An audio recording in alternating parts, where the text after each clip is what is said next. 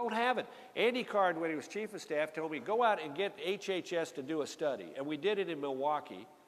Of like 13 area hospitals, the 20 most common procedures was a relationship between the price of those procedures and the quality. And guess what? There wasn't. But nobody knew it. Nobody knew what the quality or the price was. And I was shocked. You go to some hospital and procedure number 5 would be, $7,200, and 3 miles away, the same procedure in another hospital would be, $11,500. You'd go to one hospital and they'd say, procedure number 17 is $11,350, and 1 mile away, the same procedure would be $26,000. I mean, think about it. Would you go buy a car if you didn't know its quality or its price? And yet that's exactly what we do with healthcare. We ought to have transparency in pricing and quality. And look, we ought to do something about the junk and frivolous lawsuits that drive up the cost of healthcare for everybody in America. You know, I used to be sort of a 10th Amendment guy when it came to tort reform. I said, look, I'm happy that Texas gets it, and if Louisiana doesn't want to have it, fine. We're willing to take their jobs and their doctors. But then when I went to Washington, I saw what the cost was to the federal taxpayer. Do you know what the cost of defensive medicine in Medicare and Medicaid to the federal taxpayer is each and every year? $38 billion. Billions. That's real money. Now, we can't squeeze it all out overnight, but if we had national tort reform, national medical liability reform, then we would start squeezing some of that out of the system tomorrow. Now, look, we can take those good ideas, and we can change. They want us to think this is over. They want us to think this is a fait accompli. They want us to think that, there's nothing we can do, just accept it. But you know what? We have got to, as a party, be committed to repealing this bill and replacing it with real, true reform. That has got to be our mantra.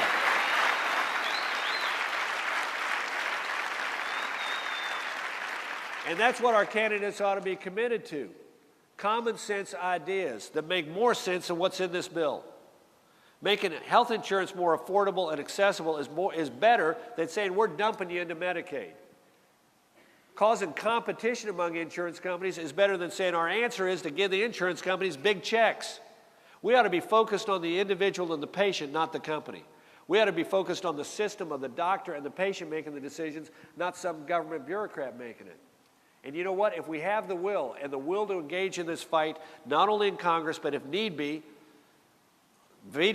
challenging the president to veto it and making this the big issue in the 2012 campaign, then we ought to. And you know why? Because the future of our country is at stake. It really is.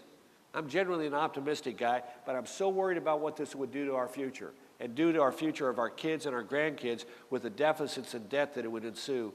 I just can't see straight. You know, we have a personal responsibility, it was said earlier, to become involved in this year's campaign. You did a nice thing by writing a check. You do a nice thing by serving on the executive committee.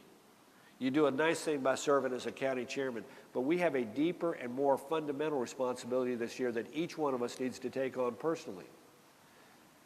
Karen talked about it.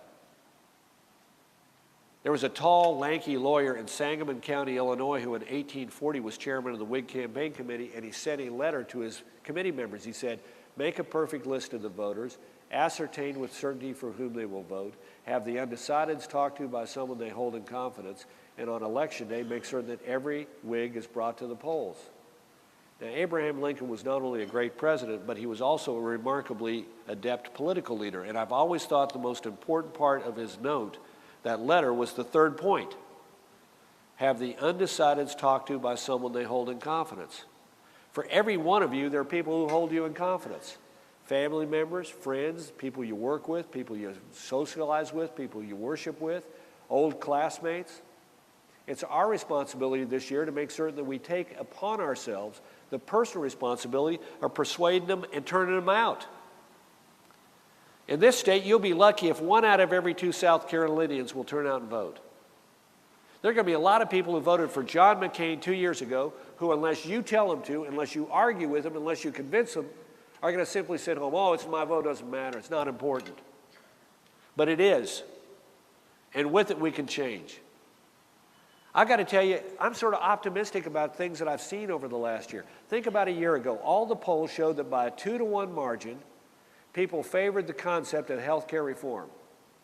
And yet, the more they learned about it and the more they heard about it, the less excited they got about it. And they did it on their own.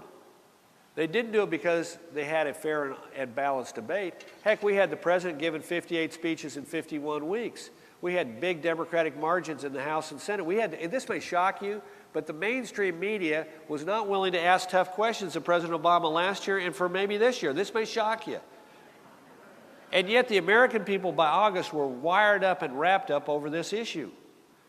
And if you look at the polls the 2 weeks before it passed and average together all those questions that said, do you believe, do you support the bill that's now before Congress and supported by President Obama and the Democrat leadership, it was 38% in favor and 60% opposed. And the strongly of favor were outnumbered 2-1 by the strongly opposed. And this happened because the American people educated themselves, talked to their doctor, talked to the nurse who lived down the street, visited with a healthcare professional, made themselves aware of what the bill was, and came to their own conclusions. Admit it, some of you tried to download the goddamn bill and read it, did you? The gall-darn bill, you tried to read it. Raise your hands. How many of you did? Yeah, okay. Think how many trees were unnecessarily killed by these people on behalf of this cause. And yet, at the end of it, the American people came to their conclusion. And the conclusion was not a happy one. And I find that optimistic. I find that something that gives me hope. The question is, are we up to it? Are we up to this long and difficult fight? And I say we are.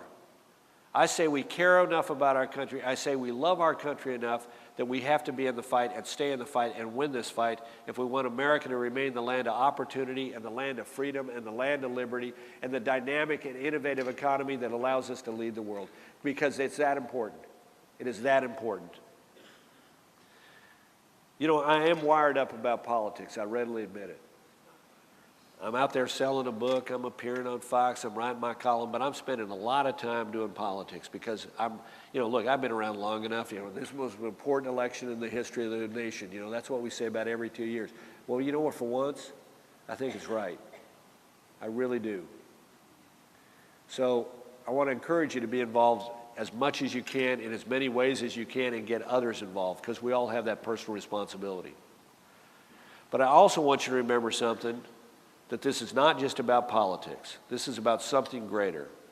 It's about our country. I was talking earlier today at a book signing. A guy came up to me, we just were filling a couple of minutes there, and he said to me something unusual. It caught my ear because it's something that Andy would recognize from our mutual friend Don Evans. He said to me, thanks for loving our country. He said, I can tell you love our country. And I said, darn right I do. And the guy served in our military. And he loved our country. Been in Afghanistan twice. It reminded me of what's important, and it's what kind of a nation we are. And it reminded me also of something that I learned about the last week I was at the White House, in which I'd like to close by sharing with you, because this guy that I met earlier today is sort of on my mind. The guy had tattoos all up and down his arm. It was pretty amazing. And served in the Army. I learned a lot at the White House. I was a lot smarter before I showed up there. I thought I knew everything. I showed up on the 20th of January 2001, and it was an amazing experience. And I read it. I wrote about it in the book. I hope you read about it. But it was a really amazing experience. But it's funny, you live life when you work in the White House at about 150 miles an hour. It's why the average tenure of a White House senior aide is about 18 months. And Andy was there for over 4 years as the chief of staff, the toughest job in the White House short of being president. I was there nearly 7.